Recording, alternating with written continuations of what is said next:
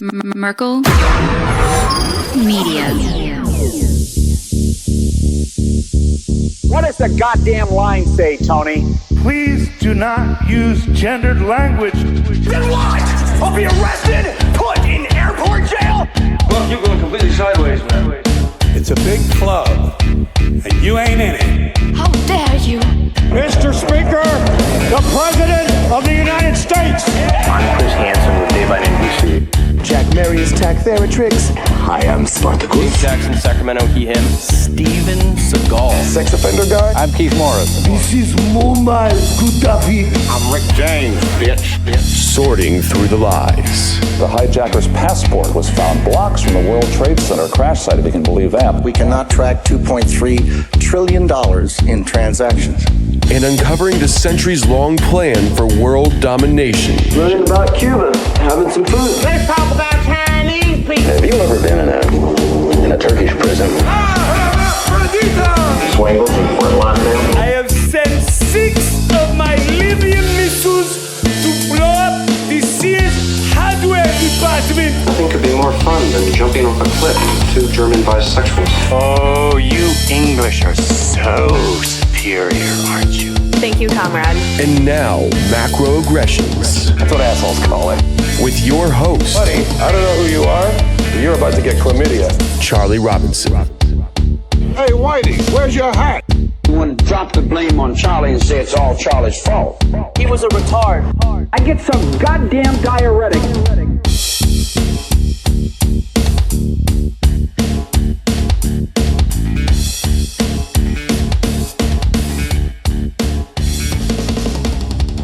Welcome to Macroaggressions. I'm your host, Charlie Robinson. If you are watching us on Rockfin, Rumble, Band.video, or you're listening wherever podcasts are served, thanks a million. We appreciate the support. We couldn't do it without you. We couldn't do it without the support of our sponsors that have been with us pretty much from the beginning. Big thanks to the people over at C60 Purple Power.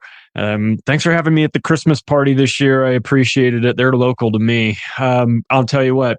They're making the most powerful antioxidant known to mankind. The carbon-60 molecule is a big deal.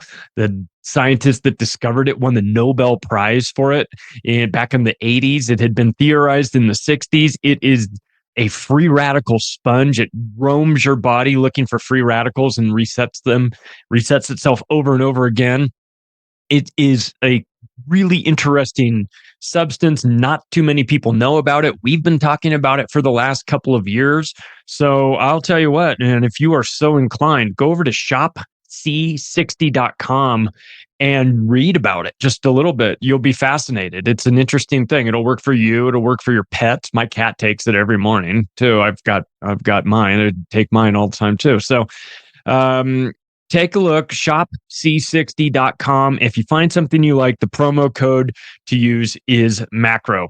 These statements and products have not been evaluated by the Food and Drug Administration. This product is not intended to diagnose, treat, cure, prevent, or mitigate any disease.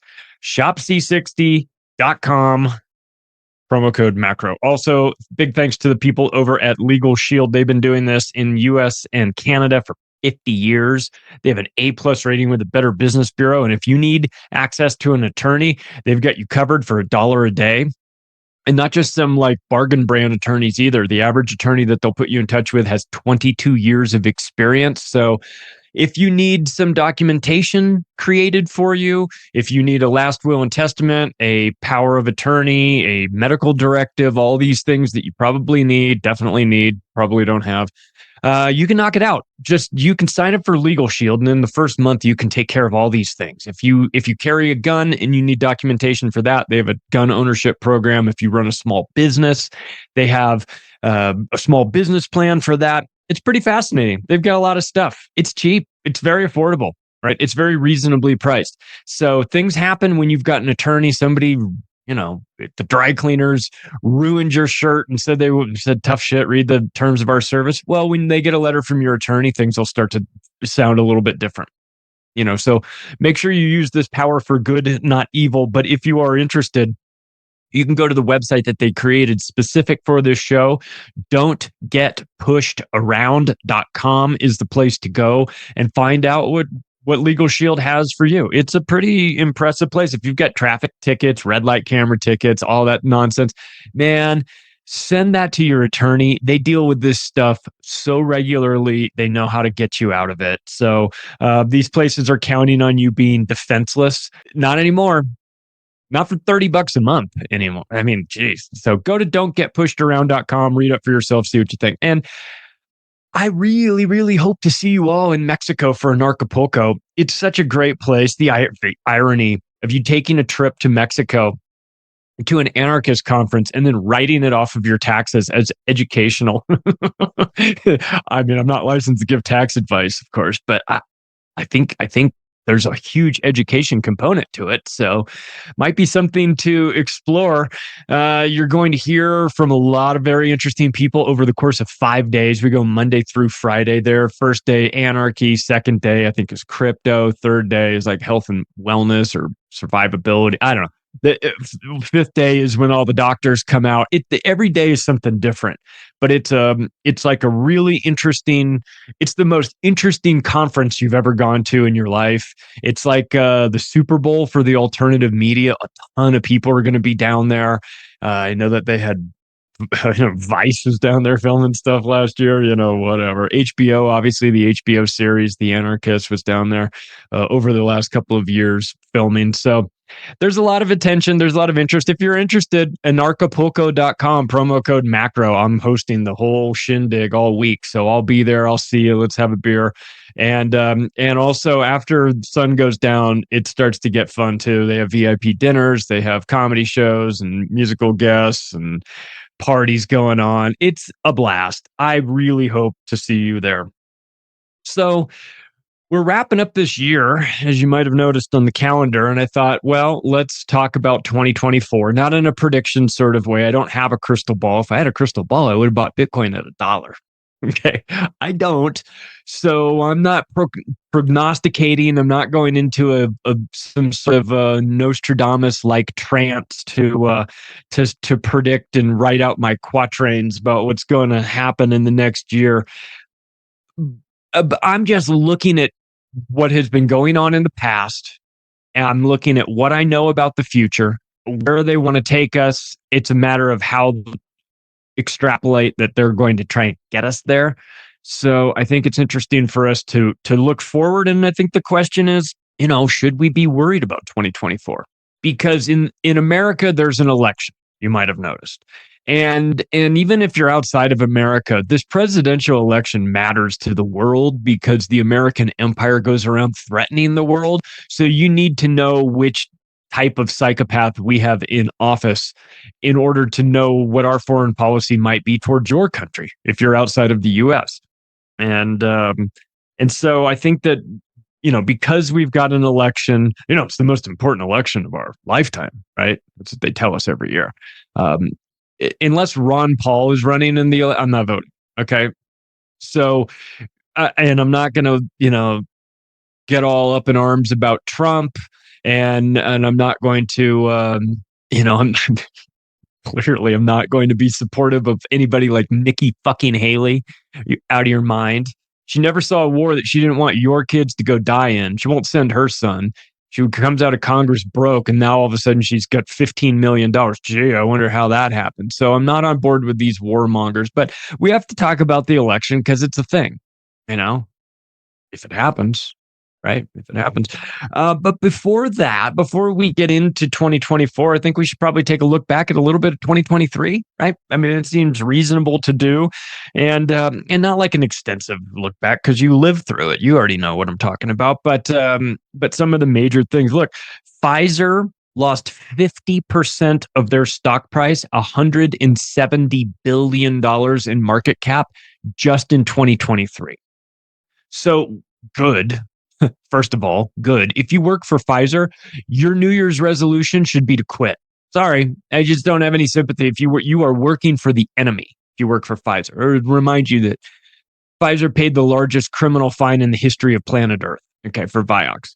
So they are, and then they created the HPV vaccine and jokingly said that the HPV stands for helping to pay for Vioxx because they had to pay over $2 billion to settle that criminal case that was brought against them. So they're monsters, of course. And so I will dance on Pfizer's grave watching them lose $170 billion in just the course of a year.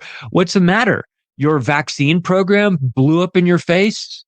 I mean, you can only convince people to do this stuff for so long before a segment of the population starts to wake up. And it doesn't need to be 51% either. It's just a sizable enough percentage of the population to start to connect with other people. And the next thing you know, the word is out, the vaccines are dangerous. The vaccines are always dangerous. This isn't necessarily specific to COVID.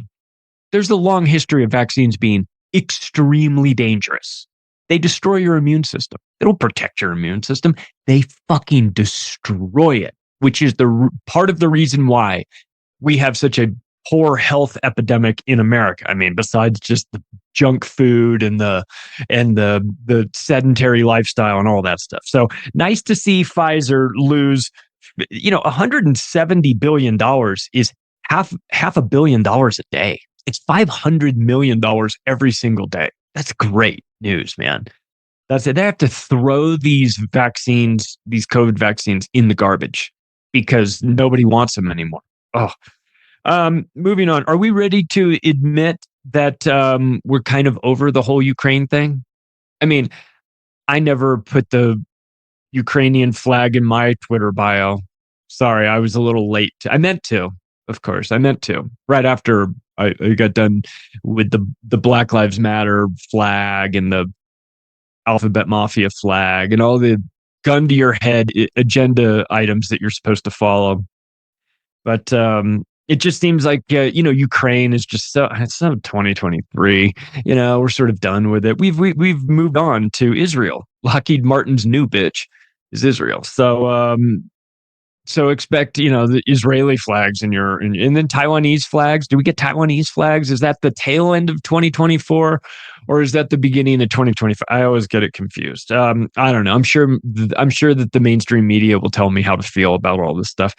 During 2023, Twitter became X. Secrets were revealed. The media freaked the fuck out as they do. We saw FBI collusion like on a rampant scale with Elvis Chan from the San Francisco office sending birthday cards to people inside Twitter. Never a good thing when the FBI agent in charge of your operation knows when your birthday is and is so buddy-buddy with you that they feel comfortable enough to send you a card. So Twitter was the thought police, of course, run by Marxist lunatics and with blue hair and poor tattoo choices. So they're out, or at least for the most part, and Elon's in. Is that any better? Well, I mean, it's better, but is it fixed? No, it's not fixed. I mean, if it were fixed, if it were fixed, the alternative media would be getting engagement like they should with their accounts. We're not. I looked at my Twitter account today. I had 2 new followers yesterday. Two whole new followers. Wow. This podcast has been the #1 show in the United States, Canada, Australia, and about 20 other countries over the course of this year. #1 in the government section of iTunes. And I get 2 followers on Twitter today or yesterday. Man, I'm not, listen, I'm a nobody, right? But you can accidentally, I can't even get the porn bots to follow me. I mean, I must be doing something right. Maybe I need to take a picture. Maybe I need to put my balls out there and get the porn bots to follow me. I really don't know. I really don't care, except that I would like to use the platform as a tool to reach a broader audience. But the handcuffs have been put on all of us. So Elon took over. I know it was a big deal for the leftists. I know that people clutched their pearls and said that the site was run by Nazis now. No, the site's not run by Nazis now. If you want the child porn and all that, you have to go over to Instagram and Facebook for that. Okay. Instead, X is now just Elon approved accounts that are allowed to flourish and get caught in the algorithm and get pushed into that stream where everything sort of flows and the followers come your way. But if you're talking about the sort of things we're talking about, the algorithms are still set to suppress that. So better, got to be better. It can't be any worse than when Vidya is in charge of everything over there, and or whoever the fuck she is. So it's better, but it's certainly in no way, shape, or form fixed. 2023, we saw AI taking off.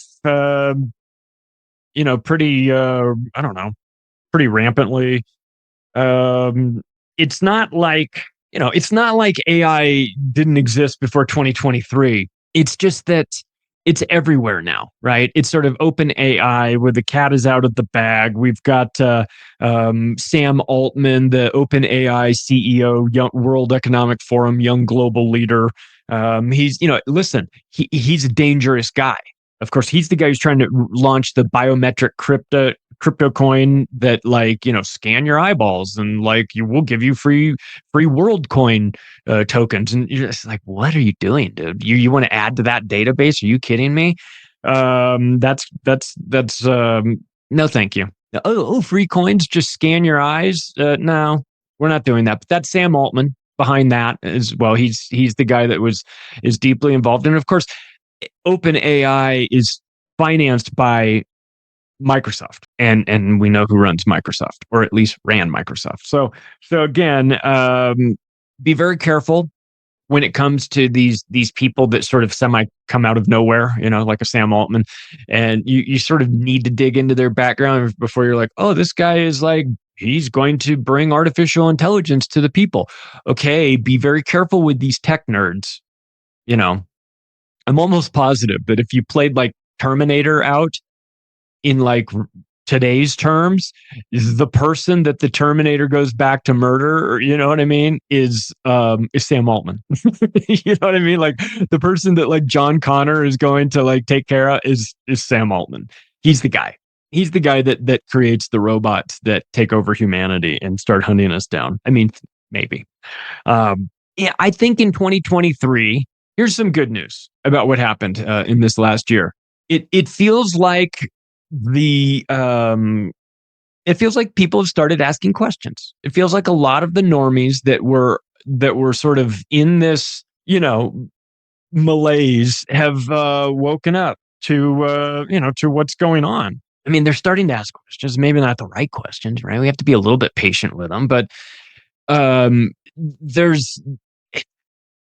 suppose that's the first step, right? Is you get them to just, somebody that's just waking up, think of it, what's going on? Where am I? What's happening? I mean, it's good news, right? It doesn't mean that there's a solution or anything, but the people that didn't ask any questions from 2020 through 2022, they took the shots, they lined up, they stood on the dot, they went the right way down the grocery store aisle, they did all the things that their television told them to do. In 2023, they finally started to say, hey, maybe this whole COVID thing wasn't as authentic as we were led to believe. So progress, right? Certainly not, the tides haven't turned, we don't have a majority of people thinking that COVID was nonsense. That may never happen, to get the majority of people to understand that. But it's a hell of a lot more than it was before. And it's people starting to ask the questions. And I'll compare the COVID era to the 9/11 era as well. A lot of people didn't know 9/11 was what it was in 2001 or 2002 or 2003, really even. I started asking questions about 9/11 in 2003, okay? 2 full years after it. And it wasn't 9/11 that sparked my interest in it. It was the push for the Iraq War, using 9/11 as the justification for that made me start questioning, obviously, the Iraq War, because this doesn't make any sense. But it led you to the follow-up question was, if they're using 9/11 as the justification to launch the Iraq War in 2003, where there are no ties to that at all, then is there something, or should we start asking questions about 9/11 itself, right? And so I think about it like that with relation to where we are now, a couple years past COVID. A lot of people, we understood what COVID was while it was happening, not because we're, read in on it, but because we know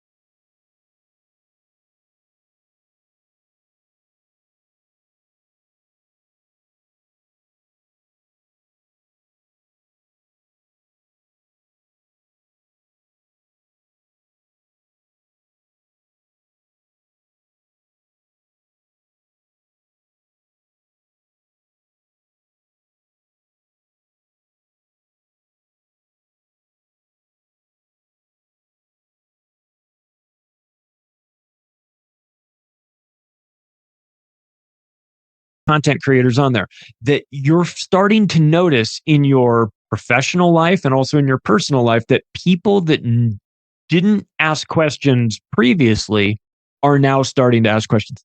Every single one of them said yes. So finally, some good news, right? I mean, that's a good thing to know is that it might not be happening at the rate at which we want it to, and it certainly isn't going to be. It's not that everybody's going to wake up tomorrow and figure this whole thing out. It's a process, but I'd rather have more people figuring it out than less. So we'll take that into 2024 and use this as sort of look at the positives. I mean, we do a lot of complaining around here. Let me rephrase that. I do a lot of complaining around here. So I understand that when we've got some good news, let's talk about it. Also, here's some good news. Bud Light got the treatment this year.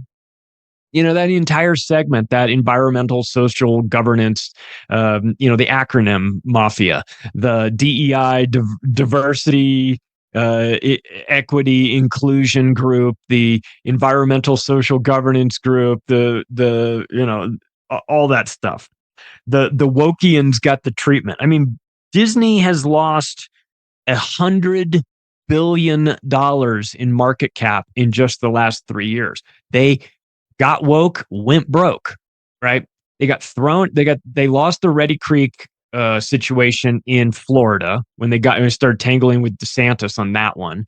And then people stopped watching all the Disney Star Wars stuff when they started going like, oh, let's make it all like women, and everyone's like, okay, fine. If the storyline makes sense that there are women in this scene, let's have women in the scene. But if the entire show exists simply for simply to be a vehicle for let's cast women in boss girl roles, it's dumb. You know what I mean? It's nonsensical. It's not really like an interesting premise. And people vote with their dollars and with their attention. I saw some story that was like, I forget what it was. It was like, how Netflix can manage, they can see like all the guts behind the scenes of like how long people watch the shows and everything. There was this one, I forget what it was. It was like a Marvel movie, or it was something along those lines, one of these like woke things. And it was like, 19 minutes into the movie is the first gay kiss. And it was like 87% of the people watching it turned it off at the 20th minute. They're like, that's enough for me. We're done. So there's no appetite for this stuff. Whether you're woke Disney, Bud Light, or whatever, you're going to get the treatment from now on. Maybe not every brand every single time, but you're going to have to make a decision on whether or not you want to serve your customers or serve some agenda. And if you pick the agenda, you will be punished. You better hope to God that you have a backup plan, because you're going to need it. Also, in what happened in 2023? Well, I got a radio show with TNT Radio, which was kind of cool. for the first, started on April 1st and did it on Saturdays. And now it's starting in this December of 2023. It has now gone to Monday through Friday, 2 p.m. Eastern. You can catch me at tntradio.live where they live stream it on video, which is the reason why I have the 4K camera and the new lights and the new background and all that stuff. It was required for the show. So, so that's kind of interesting. I mean, it's kind of cool. If you're, I will say this about TNT. On 0 occasions have they told me what to say. I have not been told what I can't talk about. I have not been told what I have to talk about. There have been no content restrictions put on me at all. So I'll say that. I'll say that about it. It's been pretty good. All right, let's get into some scenarios for 2024. Again, not predictions. We're just extrapolating out. We're using the information that we currently have. We're using our paranoid little brains to look into the future, and we're trying to, let's talk it out a little bit here. Okay, back to AI, because it was a huge topic in 2023. But I asked the question: can we envision a scenario where AI really threatens humanity as it evolves?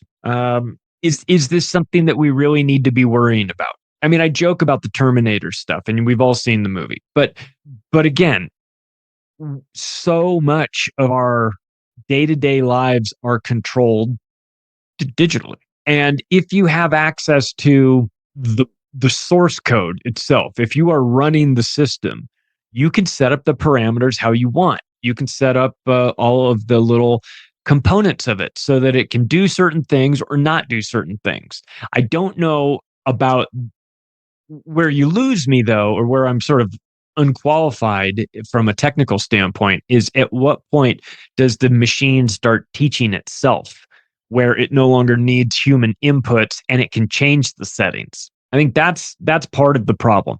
Look, I worry about artificial intelligence in the hands of the wrong people. And currently we've got guys like Harari at the World Economic Forum. You've got guys like Ray Kurzweil at Google, and these and a lot of these people have Malthusian tendencies. Now, a lot of these people are hardcore eugenicists. They talk about transhumanism like it's a great thing without pointing out that Sir Julian Huxley coined the term transhumanism as a way to brand off of the term eugenics, because he was running the British Eugenics Society.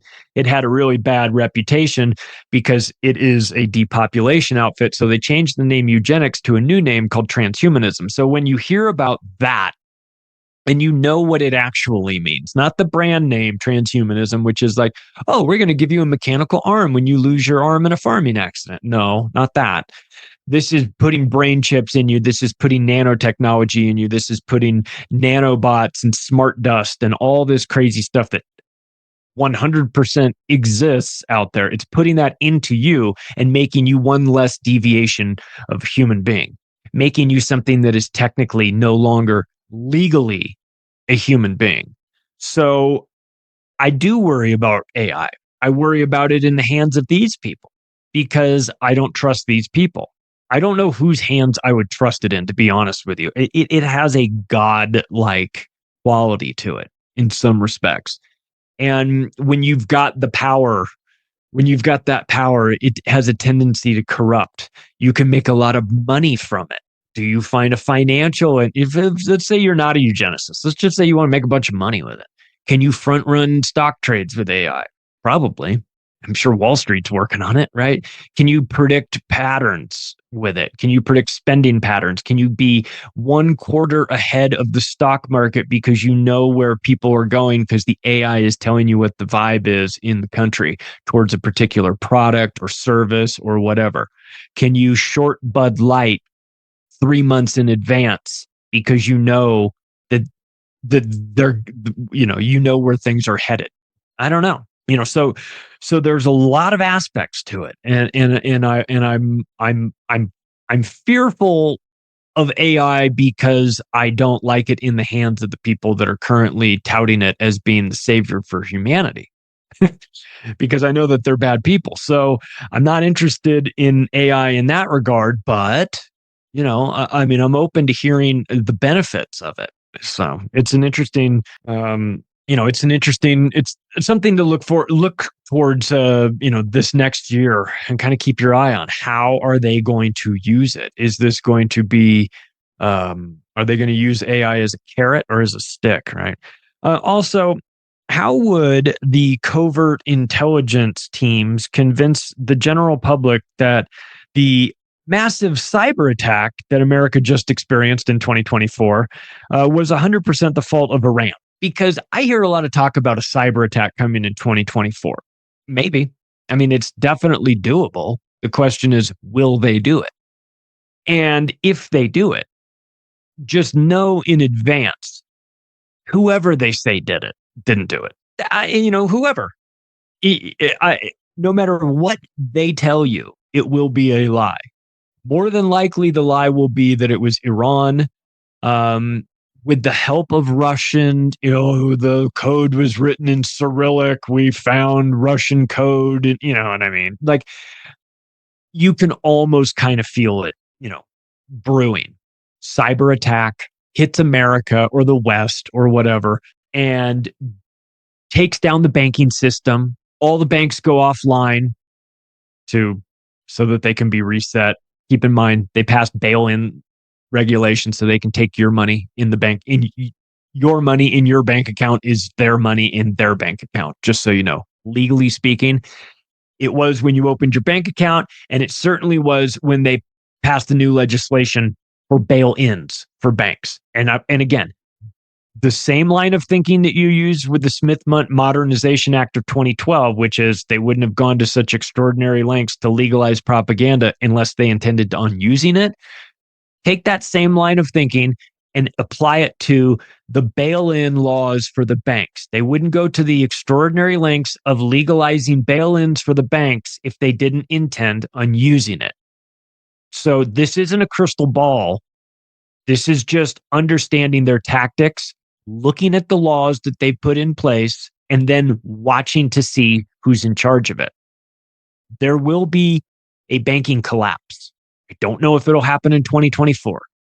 It might. And when there is a banking collapse, two things will happen.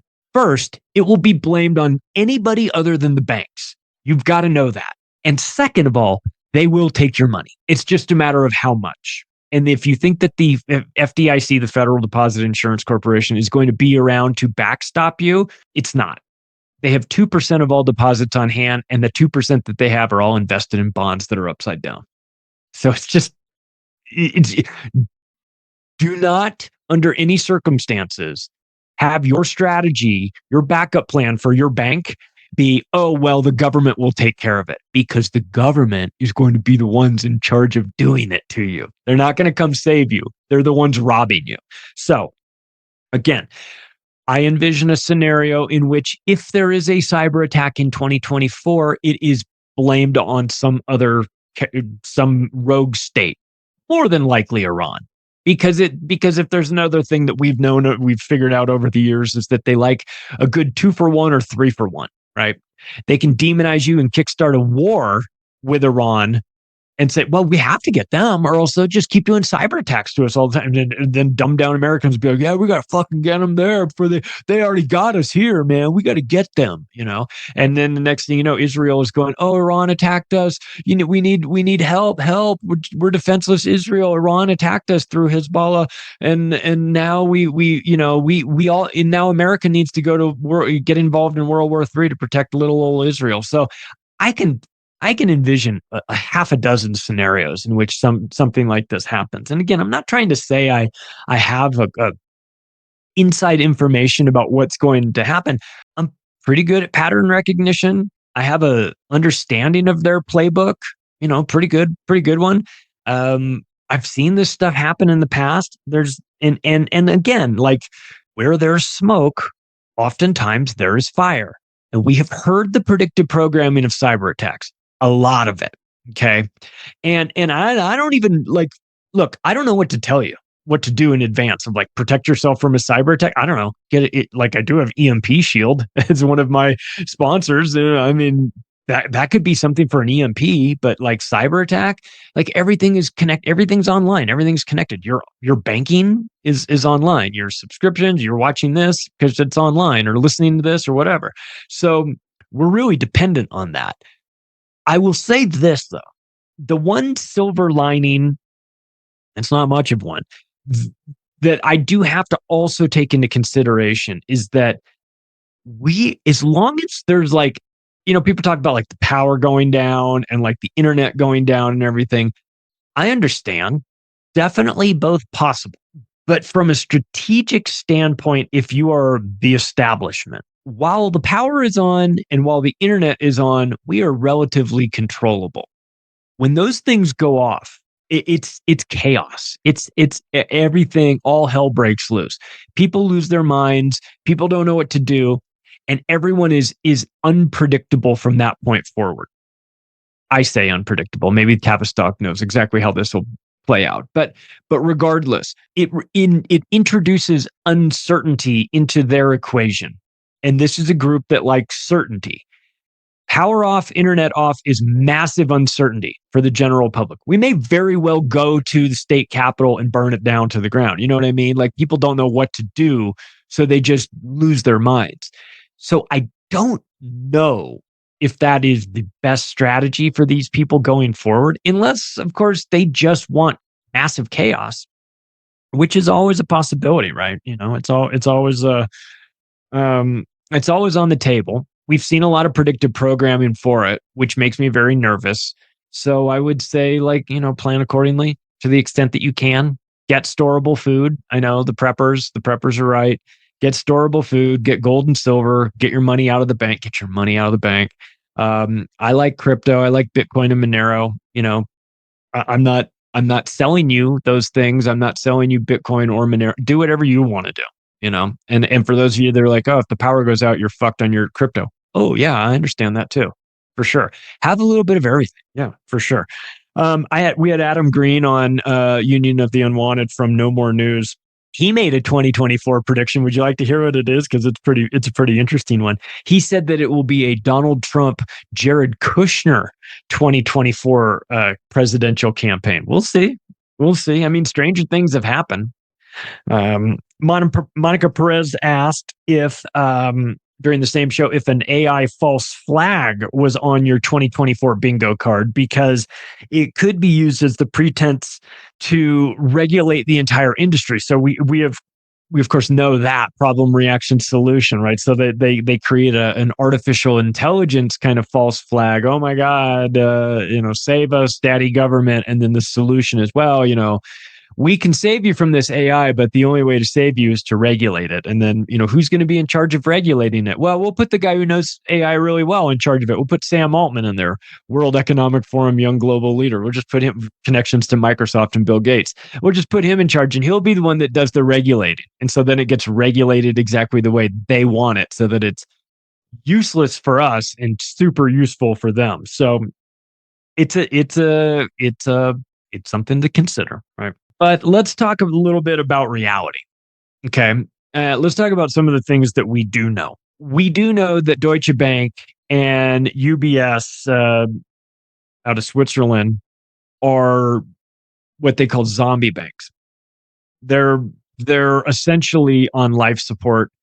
Deutsche Bank and all of these banks have bets with one another called derivatives. And the derivatives market is like almost endless. It's like a mirror held up to a mirror, where you can just kind of see forever. You can bet on other bets that you can get derivative bets on a different bet that you made that's on a different bet that somebody else made. It's crazy shit.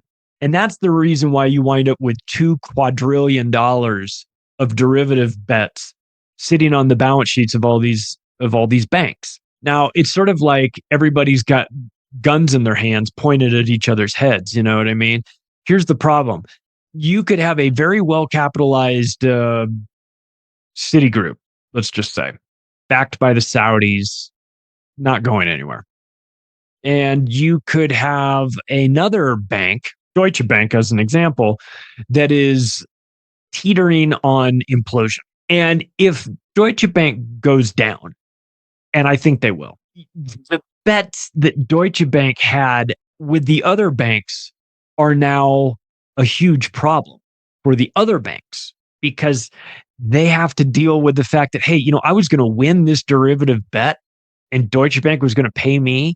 But since Deutsche Bank isn't even solvent anymore, my win just turned into a loss. In fact, every bet I have with Deutsche Bank, I'm not going to be able to collect on because they're done. They're cooked. And so now I've got a problem on my balance sheet, not because I was mismanaging things, though I shouldn't have been involved in derivatives like I was. It's crazy betting. But now it's their fault. It's Deutsche Bank's fault, but it's my problem. And that is how you get a contagion effect with the banks. That's how when one bank goes down, they all go down because you can't put a firewall in there strong enough to prevent that contagion. It just affects all of them. And you try to unwind the balance sheet of these banks with derivative trades. It's like trying to unwind a brain aneurysm. I mean, you have to be very careful how you do it. And bank collapses happen, as Hemingway said, right? Like slowly and then suddenly. It's like everything's fine until it's not.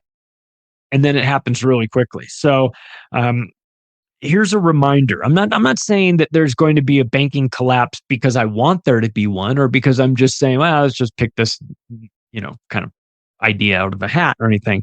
Since 2009, since the last banking issue that we had, $27 trillion has been printed into existence just since 2009.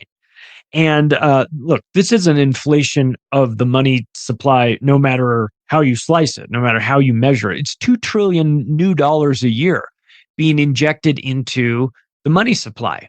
That waters down the value of all currencies. That's inflation. It therefore takes more dollars to buy something that used to take less dollars because there's more dollars out into the marketplace chasing the same number of goods and services. So it's just basic economics. And you wouldn't do this if you were trying to preserve the system. Because if I know this, then of course the central bankers know this, right? You do this when you're stealing everything that isn't bolted down. You print as much money as you can and use that money to go out and buy real assets to, and then wait for the Ponzi scheme to fall apart. And that's what the US dollar is. It's a gigantic Ponzi scheme. I'm not licensed to give financial advice. So don't listen to me on any of this. If I say I like gold, I like silver, I like Bitcoin, I like Monero, I like productive farmland, I like land with water, I like land with water rights. I like all those things. Those are all assets that you may want to look into. But again, I'm not licensed to give financial. I am licensed to give real estate advice though, and have been for a quarter of a century as a broker in California and a broker in Nevada, which means that there's salespeople and then there's brokers. So I am above the salespeople, which is the reason why I run a real estate brokerage in Las Vegas. If you need to buy or sell a house, reach out to me. I can hook you up. There's some chaos headed into the real estate industry. We've seen it over the last year with office space, San Francisco, COVID, work from home. All that stuff played a role in it. Doom loops of San Francisco driving down tax bases and all that stuff. All that stuff matters. But it's not limited to office space. We're starting to see retail space fall apart. Too many stores out there, not enough buyers, or too many people have gone online. They've replaced a lot of these physical stores with online shopping. That's taken a huge bite out of a lot of this stuff. But again, you, as somebody that sold new homes for a decade, I can tell you that you're interest rate driven in terms of sales. The amount of people that can qualify to buy a house at 4% is vastly larger than the amount of people that can qualify to buy a house at 7.5%. So you're losing your pool of potential buyers in residential real estate because interest rates are so high that a lot of people are just no longer qualified. So as interest rates rise, sales slow down. As sales slow down, prices have to drop in order to gin up the sales, in order to appeal to them. You can't sell the $700,000 house to the guy that can't qualify because the interest rates are 7%. But if that house is now $550 and the rates are 7%, now all of a sudden that guy magically qualifies because the either house values have to come down or interest rates have to come down or both. And so you're going to see a lot of issues in the residential real estate market starting in 2024, and I would suggest extending until the end of the decade. That's my prediction on it. And in the aftermath of that, not immediately, because you got to wait for the prices to drop a sizable amount, but in the aftermath of that, you will see the BlackRocks and the Vanguards and State Street of the world and these private equity firms coming in and trying to buy up all these houses for cheap. That's what they did in 2010 and 11 and 12. I know that because I watched them do it. I know people that sold repo houses that said that they would have Goldman Sachs vulture funds call them up and say, how many houses do you have? 115? Great, we'll take them all. They're like, do you want to look at them? They're like, we don't need them. So I know that for a fact that was happening. I watched them buy entire neighborhoods. So that'll happen again. That's not crystal ball thinking. That's just reality, right? That's just kind of basic math and economics and history of human behavior and whatnot. Let's pivot to something else. It's going to have an impact in your economy, even though it's probably not going to happen in your geography.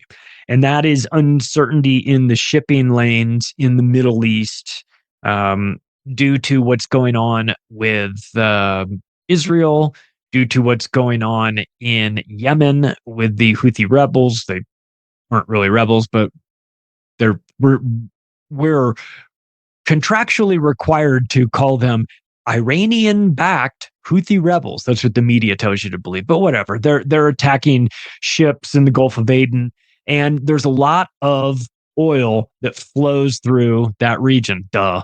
But the thing is, if ships can't get there because there's conflict in the region and insurance companies refuse to insure the ships, then the oil stops flowing out. And if the oil stops flowing out, the price goes up. Okay. What oil you can get out of there is going to be more expensive because there will be less of it. Theoretically, of course, now. So if that is the case, and oil goes to $175 a barrel, and you add that into high interest rates, and you add that into high inflation, and now all of a sudden it's $11 a gallon for gas, we've got a problem. Okay. Now you think that can't happen, but I'm telling you it can. I'm not saying that it will. I'm just saying that it very easily can.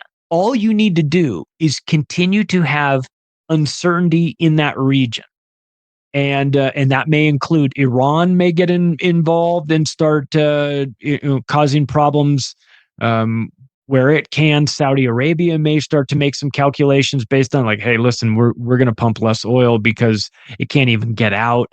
And so we start to find ourselves in a problem, right? So this is a financial nightmare for industries that need to ship in that region. And whether it's the Strait of Hormuz or the Red Sea or the Gulf of Aden, all those three terms, right? Those three areas, those are all about to be forced into the public lexicon in 2024. You are going to hear so much about the Strait of Hormuz and the Red Sea and the Gulf of Aden. I've never even thought about these places, and now I can't stop hearing about it. Get ready for it, because so much oil goes through there. Here's the thing. It will create the justification for oil prices to rise, whether or not there is actually a threat in that area or not. As long as they have the perception that there is a threat, that's actually good enough. You're not going to get out there and check it out. I'm not going to get out there and measure whether or not it's really dangerous or not. But as long as there's a belief that it is, it will be a self-fulfilling prophecy. It will keep ships out of the region. It will keep insurance companies very nervous, and it will, in and of itself, force oil prices up, because if nothing else, it's a really good reason to do what they always want to do, which is raise the prices a little bit more. Look, Saudi Arabia's plans for what they've got on the drawing board with the line and the public investment fund, and they're spending $650 million to convince John Rahm to come join the Live Tour, and they're throwing money at people like crazy. All of MBS's programs in Saudi Arabia are contingent on oil being at least $85 a barrel, if not more. So it's got to be above that, right? If you create chaos in that region, you now have the justification to charge a whole lot more than even that. And if you do that, then all of Saudi Arabia's projects come to fruition. They have the money to finance it, and it winds up happening. So 2024 is going to be the year of watching that region. It's it's part of this controlled demolition. It's pre-weakening the building by bleeding people out financially through inflation, taxes, bullshit, oil costs, all that stuff. It all matters, because oil isn't just what you pay at the pump. It's what Amazon has to pay to fuel their trucks. Their shipping charges go up. Everybody's transportation costs go up. Costs go up. Jobs go down. Inflation is up. Inflation isn't coming down anytime soon. They want it up. So this is part of it.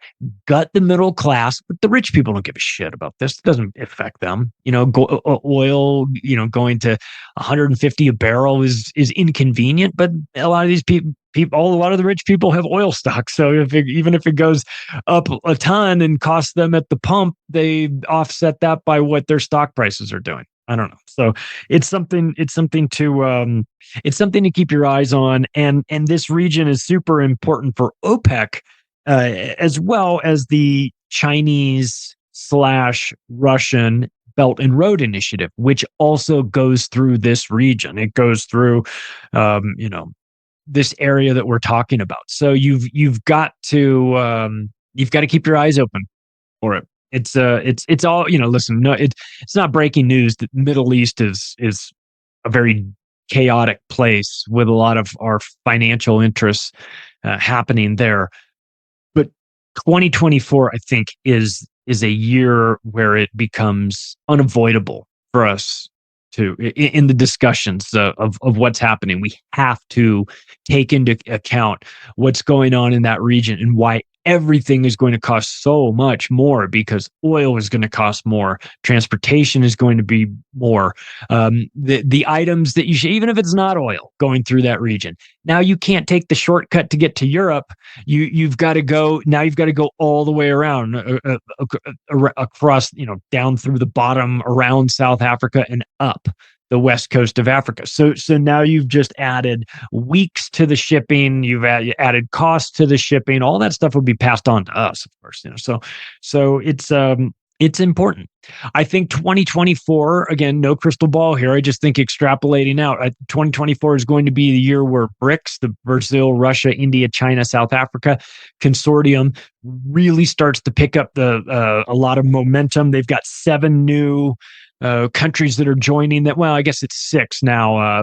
Javier Milei in Argentina said that he's pulling Argentina out of this because he's on a different team. Whatever. Okay. Argentina's, of the 7 that are joining BRICS to be BRICS plus, Argentina is the least important because it doesn't have oil. Maybe it has lithium deposits and things like that people need, but the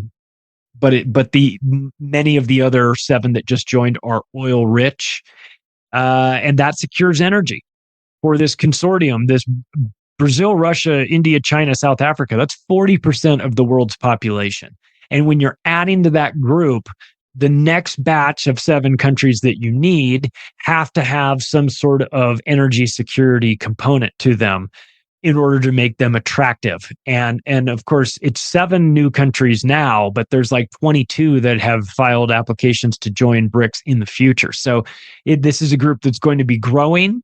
That in and of itself is going to make groups like NATO very nervous. The fact that they're going to a gold-backed currency. Now, it's not a retail currency. It's a gold-backed currency to help them settle international trades between one another. But still, it's something that is it's a new concept. Well, it's a newer concept. I mean, we used to have a dollar that was backed by gold before Nixon took us off of that, and so now what we're seeing is a pivot to a little bit more sound money.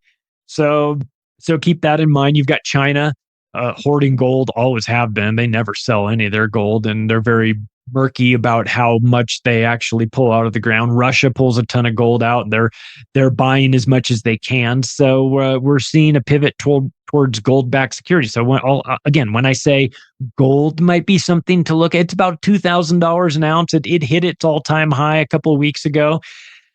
It hit its all-time high for now, but I envision a scenario in which gold is extremely valuable. And but if you're waiting for the nightly news to tell you that gold is what you need to own, you'll be waiting for a long, long time. I think also in 2024, we're going to start the real talk about universal basic income. I think it'll start to get pushed. I think in places like San Francisco, I could see those lunatics saying, well, actually, what we need to do to support our non-binary trans women of color who are in wheelchairs is that we need to give them universal basic income. And we're going to give it to them in the form of digital money because, nobody uses paper money anymore. That would be crazy. We don't want to minimize their struggle by giving them food stamps because, food stamps I don't even think exist anymore. It's EBT, debit cards and whatnot, digital food stamps. I think central bank digital currencies will be rolled out as a altruistic endeavor first. We're going to give free money to the poors. And everyone will say, oh, I want some of this free money. Well, yeah, you can get it, but it's coming in the form of a central bank digital currency, as a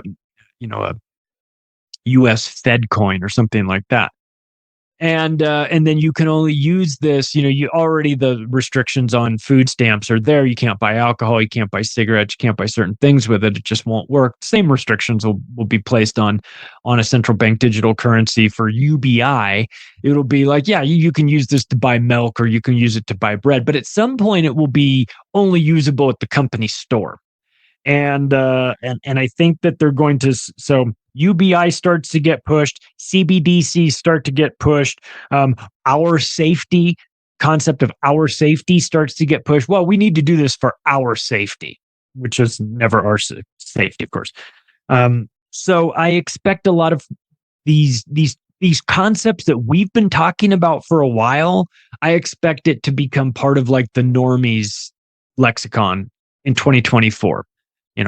Whether it's Strait of Hormuz, Red Sea, Gulf of Aden, terms that a lot of people don't even talk about, that will become normalized. Universal basic income, UBI, will be something that the normies will start to ask you.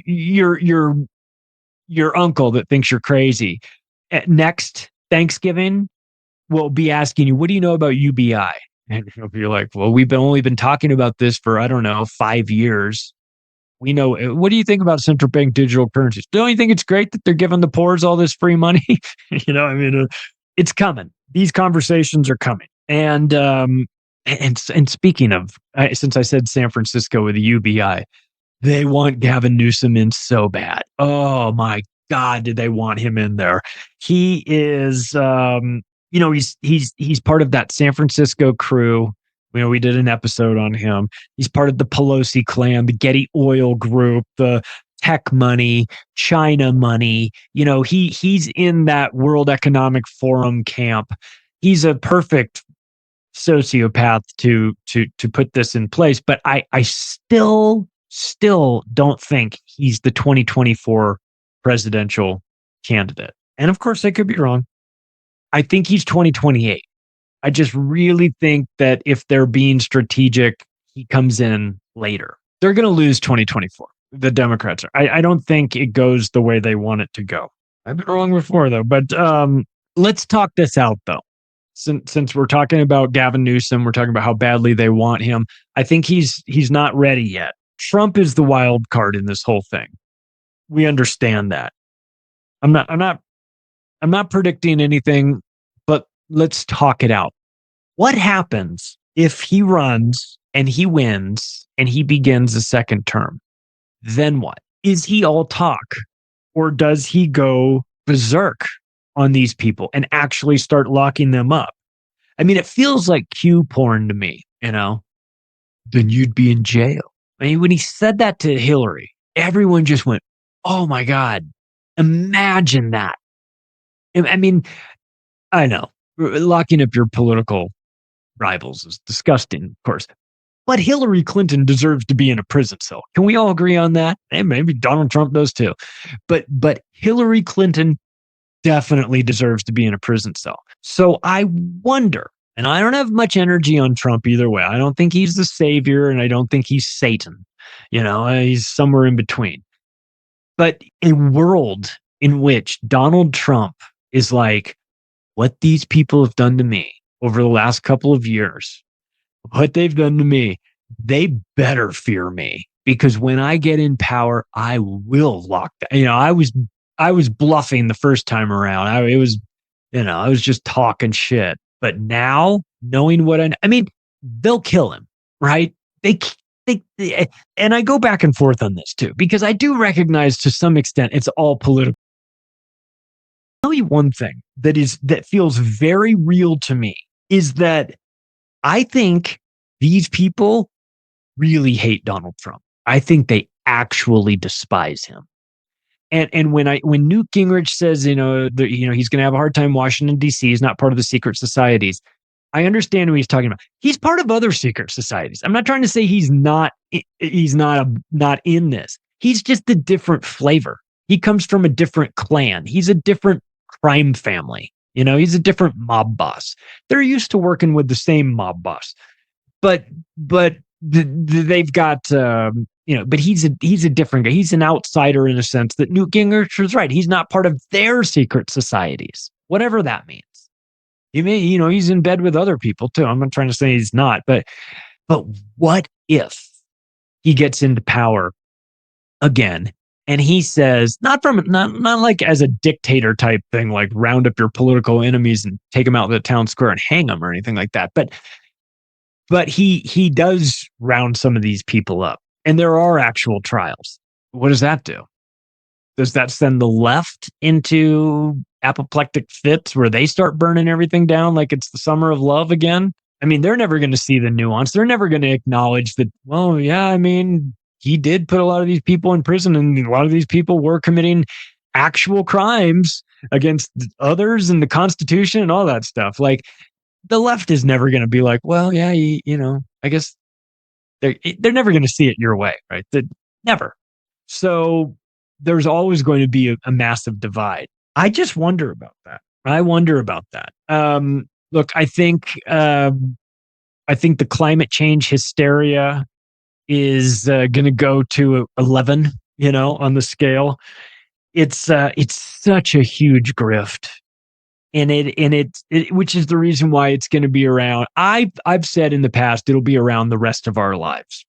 I think climate change, that component, will be around for the rest of our lives. It's definitely going to get more and more prominent over the next 10 years, unless we stop it, unless we're able to accurately point out to the undecideds out there that it's just as easy to buy a scientist as it is to buy a politician. Look at COVID.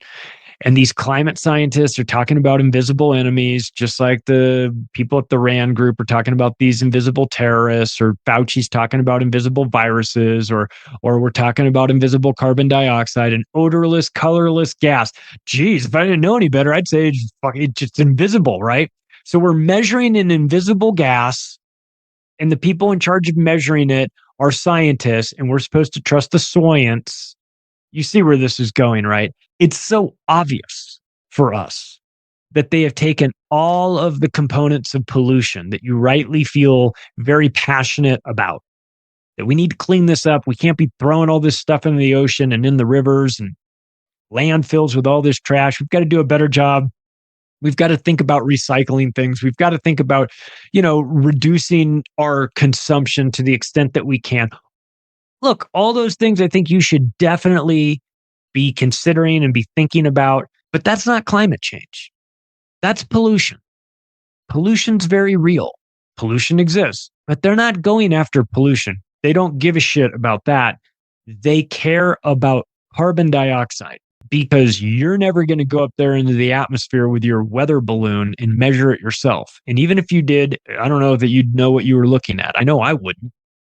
So they're going to use this for as long as they can.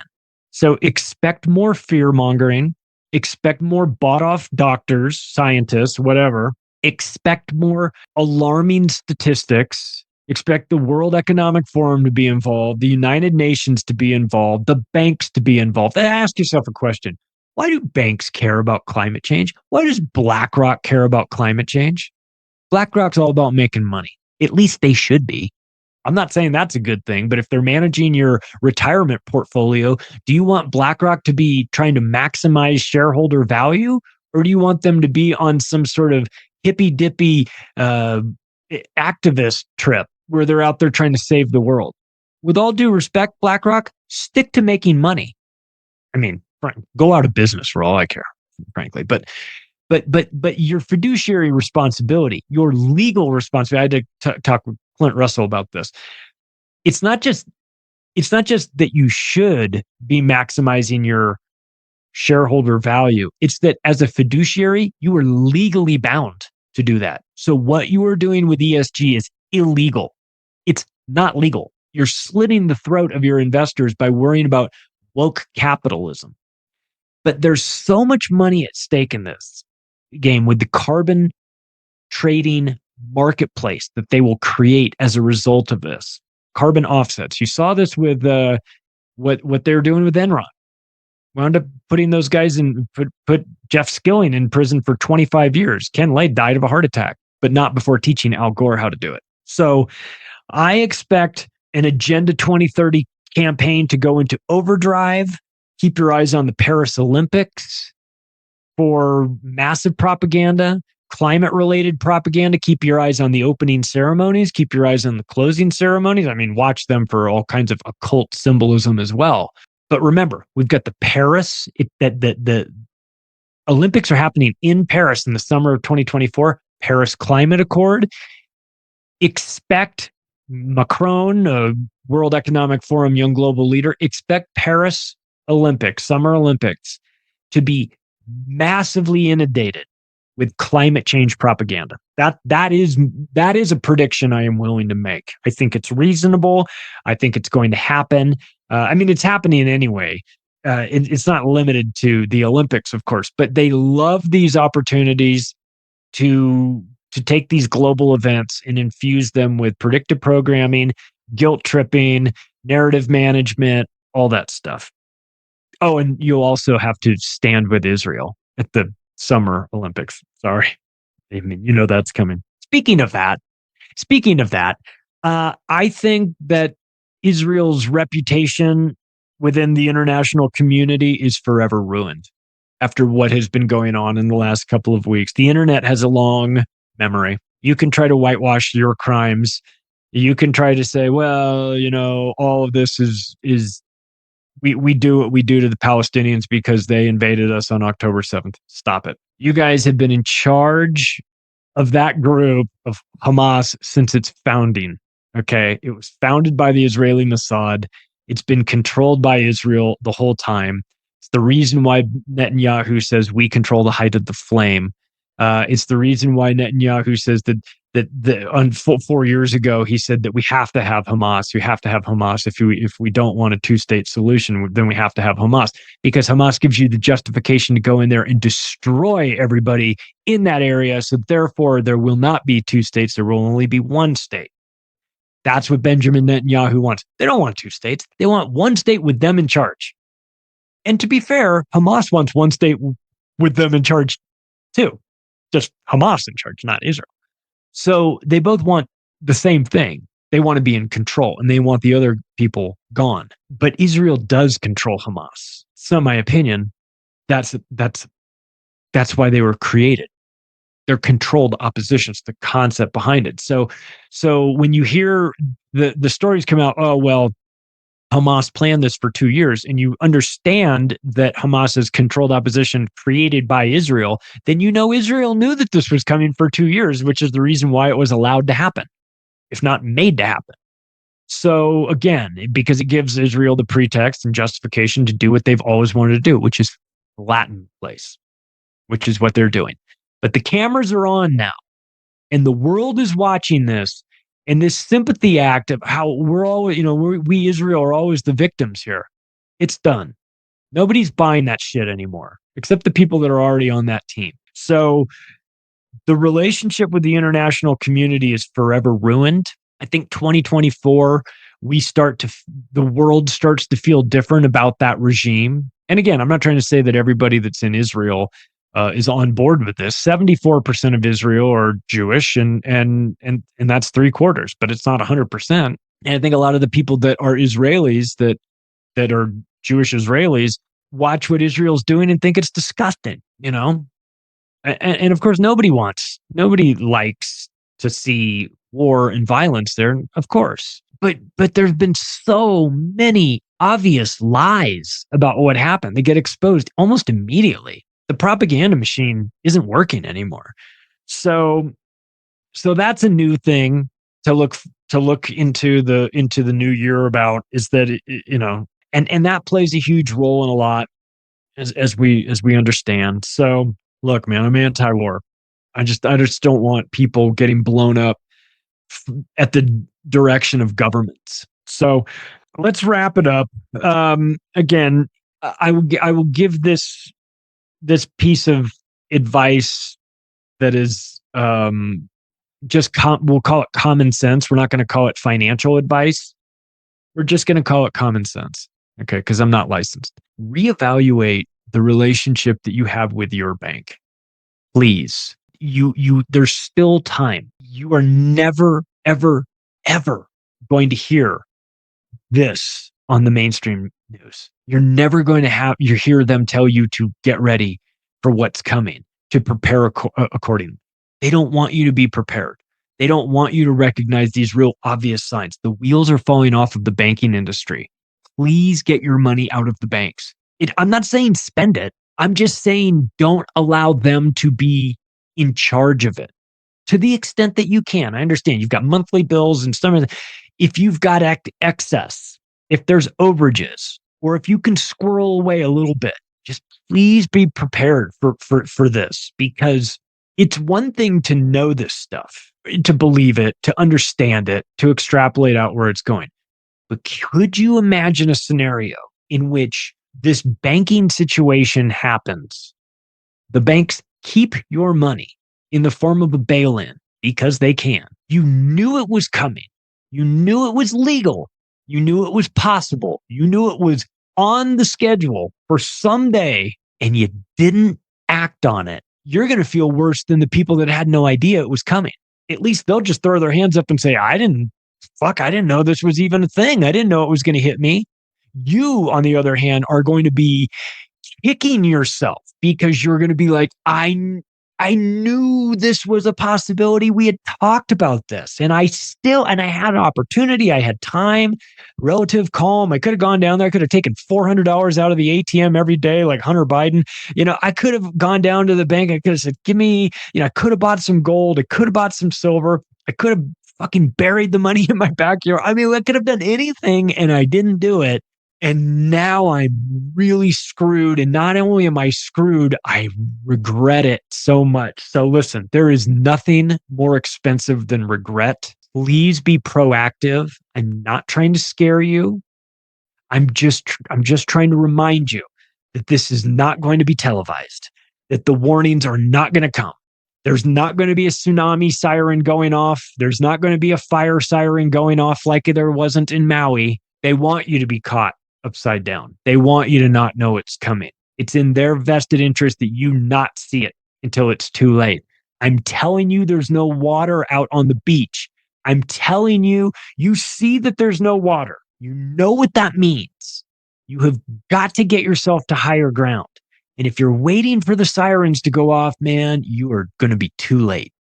Consider this your siren. Okay. Hope to see you in an Acapulco in 2024. I really do. Take some of that money. Instead of buying yourself stuff, buy yourself a unforgettable experience. Buy yourself the gift of education. Grab a notebook and a pen and get yourself to Acapulco, Mexico, February 11th through the 16th. I'm going to be there. I'm telling you, it's going to be amazing. And you will not regret it. So I hope to see you there. Hey, please enjoy the new parts of the show that are coming in 2024. And if you haven't done it already, I would consider it I would consider it, I would be very appreciative if you would take the additional steps of sharing this program with your friends and families, the people that you think might be open to it and receptive. If you like my show, there is a way you can support it. You get the show for free. If you can give me a 5-star review, if you could write something nice in the review column about it, that matters to the algorithm. I guess it matters to me, and to a certain extent, I hope that you like the show. But they've set restrictions on us, and we know some of the answers to the test before we take the test. The test says if you have a lot of reviews and people write a lot of if you have good reviews and you write a lot of comments, then this information gets served up and suggested to more and more people, and that's how the show grows. So 5-star review. If you think I've earned it, of course, I wouldn't ask for it if I didn't think I've earned it. And look, we're coming up on 400 episodes. I put a lot of work into this, give you these shows for free. I hope to have you support my sponsors. I bring sponsors to the table that I like, that I trust, that have products that actually work. I'm not going to sell you some horse shit. I won't do that. I won't do it to myself. I won't do it to you. So 2024, baby. I hope the wheels don't fall off, but if they do, I'll be there to report it. Hey, if you like this episode, you can take the additional step right now of sharing it with your friends and family. You can follow me on Twitter @macroaggressions. See ya. Thanks, everybody. Take care.